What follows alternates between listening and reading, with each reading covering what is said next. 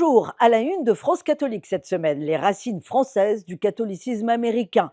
Coup de projecteur sur la façon dont les Français ont joué un rôle dans le développement de la foi au XVIIIe et XIXe siècle. Ils ont fourni 44 évêques aux États-Unis et ils ont amené la dévotion au Sacré-Cœur, une dévotion remise à l'honneur avec la consécration des États-Unis au Sacré-Cœur de Jésus ce 11 juin 2026 pour le 250e anniversaire de l'indépendance américaine. L'hebdomadaire vous propose un grand entretien avec l'archevêque de Baltimore, monseigneur William Lowry.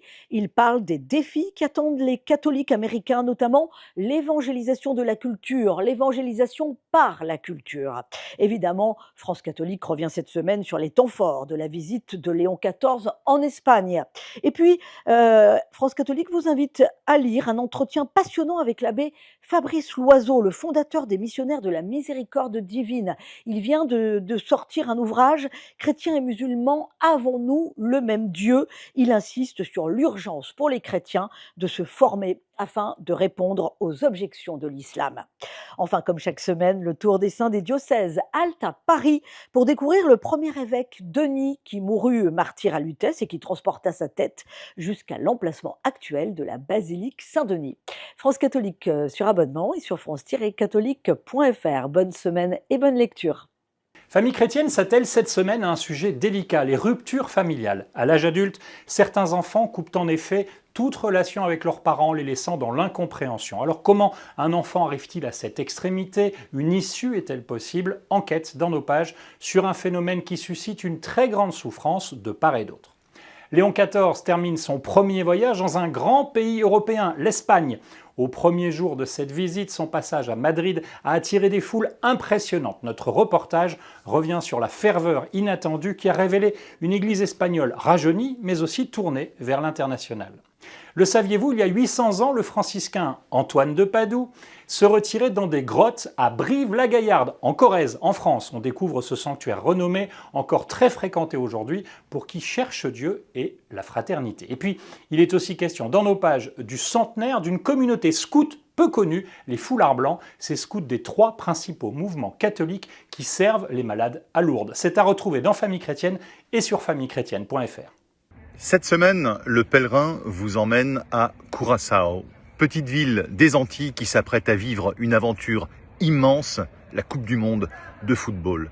Sur notre couverture, il y a du bleu, de la fête, des visages, une joie populaire. Mais notre enquête raconte plus qu'un exploit sportif. Elle raconte une île diverse, métissée, qui trouve dans le football une fierté commune.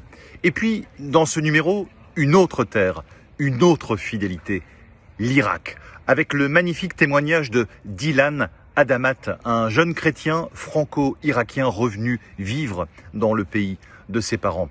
2 histoires très différentes donc, mais une même question. Qu'est-ce qui fait tenir un peuple, une communauté, une espérance? C'est cela aussi, le pèlerin, regarder l'actualité à hauteur de visage. Là où quelque chose se rassemble, où quelque chose résiste, ou même se relève. Bonne lecture. Bonjour, la foi et le football sont à la une de Réforme cette semaine. Difficile d'y échapper, la Coupe du Monde de football vient de commencer. Alors à Réforme, on ne se risque pas à prédire qui va gagner. On constate plutôt la multiplication des gestes religieux sur les stades. On lève les bras au ciel après un but, on montre ses tatouages comme Olivier Giroud qui s'était fait tatouer le début du psaume 23, « L'Éternel est mon berger » sur son avant-bras. Bref, il est aujourd'hui de plus en plus fréquent d'exprimer sa foi quand on est footballeur. Alors quand on est professionnel, pas de problème, mais qu'en est-il pour les amateurs qui sont très nombreux le dimanche après-midi dans toutes les communes de France ? En raison de l'augmentation du nombre de joueurs chrétiens et musulmans, c'est beaucoup plus normalisé d'être croyant aujourd'hui, nous dit un conseiller technique de la Fédération française de football, et on s'aperçoit que, en gros, la cohabitation des religions sur le terrain et dans les vestiaires se passe plutôt bien, laïcité à la française oblige, même si ça peut se corser quand interviennent des signes trop ostentatoires, comme quand des joueuses, par exemple, veulent jouer avec leur voile. Et puis nous donnons aussi la parole à 2 joueurs, l'un professionnel, l'autre amateur, tous 2 évangéliques, qui racontent comment ils vivent leur foi de footballeurs. Tous ces sujets et les rubriques habituelles sont à retrouver dans Réforme cette semaine, Réforme par abonnement ou réforme.net. Bonne semaine.